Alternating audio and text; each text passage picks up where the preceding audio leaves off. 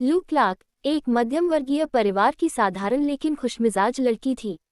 उसकी दुनिया थी एक छोटा सा कस्बा, एक पुरानी कैफे की नौकरी और वो अजीब से रंग बिरंगे कपड़े।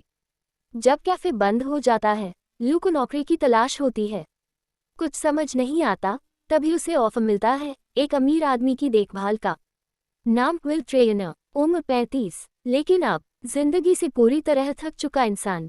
विल कभी जिंदगी को पूरी तरह जीने वाला इंसान था, एडवेंचर, ट्रैवल, बिजनेस। लेकिन एक बाइक एक्सीडेंट ने उसे क्वाड्रिप्लेजिक, सिर्फ सिर हिला सकता है, बना दिया। अब वो हर चीज से कट चुका है। वो गुस्से में है, खुद पर, लोगों पर, दुनिया पर। लू जब पहली बार मिलती है तो विल कुछ नहीं बोलता, बस देखता है। एक अजनबी लड़की जो मुस्कुराने की जबरदस्त कोशिश कर रही है। शुरुआत में सब कठिन था। विल चुप रहता था, लू बोलती रहती थी। विल ताने मारता था, लू गुस्से में आ जाती थी। पर फिर एक दिन लू अजीब सी मोजे पहनकर आए और विल पहली बार मुस्कुराया। फिर आए लाइब्रेरी, फिर बर्थडे पार्टी, फिर क्लासिकल कॉन्सर्ट।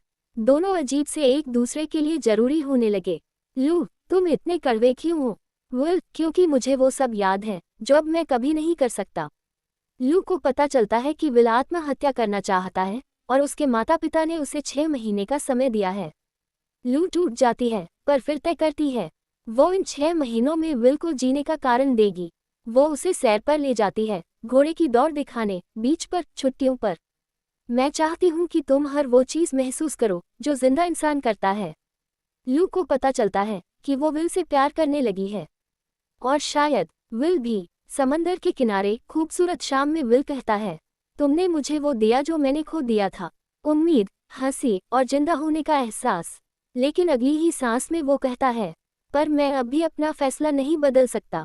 लू रोती है, गुस्से में होती है, लेकिन विल को नहीं रोक पाती। विल स्विट्जरलैंड चला जाता है, जहां उसे कानूनन मरने की इजाजत है। लू अंत में उससे मिलने जाती है। वो उसका हाथ पकड़ती है और बस कहती है, मैं तुमसे प्यार करती हूँ। विल मुस्कुराता है और हमेशा के लिए सो जाता है। कुछ महीने बाद लू विल की छोड़ी गई चिट्ठी पढ़ती है। लू, अपने सपनों को छोटा मत करो, दुनिया देखो, और याद रखना, कभी किसी के लिए खुद को मत खोना। जियो, और अच्छे से जियो। तुम्हारा विल। सच्चा प्यार किसी को कैद नहीं करता, आज़ादी देता है। हर किसी की जिंदगी उसकी अपनी होती है, फैसले भी। और कभी कभी किसी का जाना तुम्हें खुद से मिलाने का जरिया होता है।